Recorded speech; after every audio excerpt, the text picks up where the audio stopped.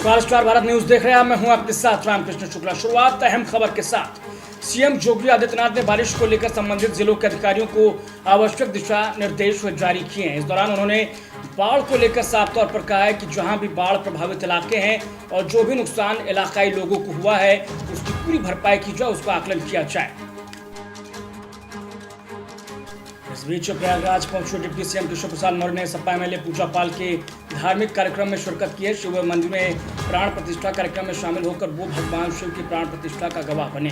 कार्यक्रम थुमनगंज इलाके के शिव मंदिर में आयोजित किया गया था। एएस मनोज कुमार सिंह और डीजीपी प्रशांत कुमार पहुंचे हैं अयोध्या, जहां उनके साथ जिला और मंडल के अधिकारी भी मौजूद रहे। गार्ड ऑफ ऑनर लेने के बाद वो पहुंचे सभागार। विकास प्राधिकरण के सभागार में शुरू हुई है समीक्षा बैठक की अहम खबर आप तक पहुंचा रहे हैं। अयोध्या के विकास कार्यों को लेकर ये बैठक शुरू हुई है।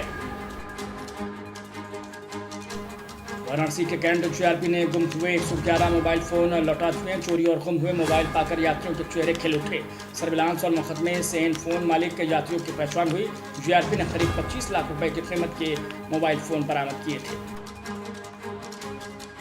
अगली बड़ी खबर उत्तराखंड से, जहां उत्तराखंड के मुख्यमंत्री पुष्कर सिंह धामी ने बद्रीनाथ विधानसभा चुनाव के लिए भाजपा प्रत्याशी राजेंद्र भंडारी के पक्ष में आयोजित एक जनसभा को संबोधित किया। उन्होंने कहा कि आप सभी को बीजेपी को जिताना है। राजेंद्र भंडारी को क्षेत्र से जिताएं, जब वो जीतेंगे तो क्षेत्र का विकास होगा। कमल खिलाना है और भंडारी जी को जिताना है। भंडारी जी जीतेंगे देखिए तो क्षेत्र का विकास तेजी से आगे बढ़ेगा।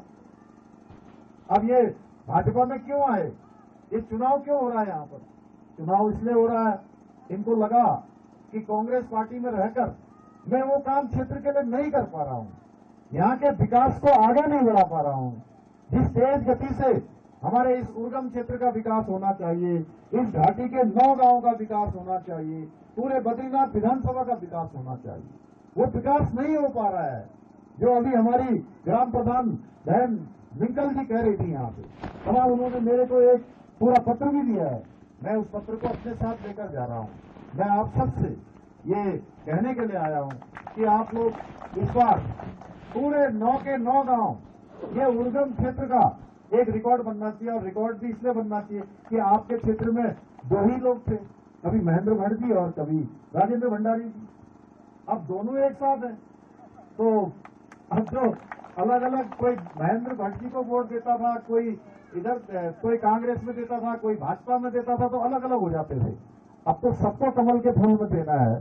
तो यहाँ का 9 के 9 क्षेत्रों का जब इस पूरे न्याय पंचायत का अगर ये जो केंद्र है इसका जो है इसके सभी गांवों के जब बूथ खुलेंगे तो मैं भंडारी जी से पूछूंगा, भंडारी जी मैं उर्गम में आया था, उर्गम की मेरी माताओं बहनों ने, मेरे बड़े बुजुर्गों ने, नौजवानों ने, जहां हम विकास का संकल्प लेने के लिए आए हैं, जहां से हमें विकास का पहिया आगे बढ़ाना है, सारे बोर्ड बिल्कुल उन्होंने जमानत जब्त करवा दी कि नहीं करवा दी? तो 10 बजे भंडारी जी मुझे फोन कर देंगे वहां से गोपेश्वर से कि उर्गम क्षेत्र से हमारी इतनी लीड हो गई है कि पूरी विधानसभा में अब जो भी होगा यहीं से जीत हो जाएगी। मुझे पूरा भरोसा है आप सब लोगों का जोश देखकर, आप लोगों की संख्या देखकर मेरे मन में अब कोई संशय नहीं है, कोई संदेह नहीं है कि आप लोग 10 तारीख को कमल खिलाने वाले हैं। और मैं एक निवेदन जरूर करने आया हूं। देखिए बरसात का मौसम है, बरसात लगी हुई है, आंधी भी आ रही है, तूफान भी आ रही है, लेकिन ये चुनाव कोई सामान्य चुनाव नहीं हो रहा है। ये चुनाव हमारे विकास का चुनाव हो रहा है। इसलिए विकास को बढ़ाने के लिए, बच्चों के भविष्य को ठीक करने के लिए आपको किसी अफवाह में नहीं आना है। कोई कहेगा भंडारी जी ने पार्टी बदल दी, कोई कहेगा चुनाव आ गया, बीच में आ गया, इन सब में नहीं पड़ना है।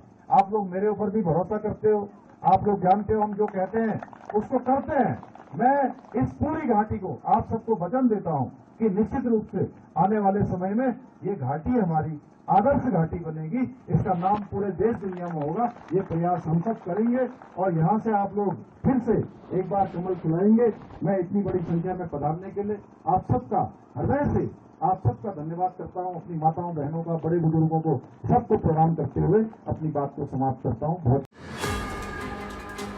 भारत जैसे देश में किसी शहर के पुलिस कमिश्नर का विदाई समारोह भी गाजे बाजे के साथ होता है, लेकिन यूरोप के एक बड़े देश में शनिवार को जो देखने को मिला वो शायद ही कभी भारत में देखने को मिले। दरअसल हुआ कुछ यूं कि नीदरलैंड के पीएम रहे मार्क रूटे अपना कार्यकाल पूरा करने के बाद नए पीएम को सत्ता की चाबी सौंपने के बाद सीधा अपनी साइकिल के पास पहुंचे। उन्होंने साइकिल उठाई और घर की ओर चल दिए। चारों ओर मौजूद मीडियाकर्मी इस दौरान उनकी फोटो और वीडियो बनाते हुए नजर आए। तो इस बुलेटिन में इतना ही, लेकिन बने रहिए स्टार भारत में।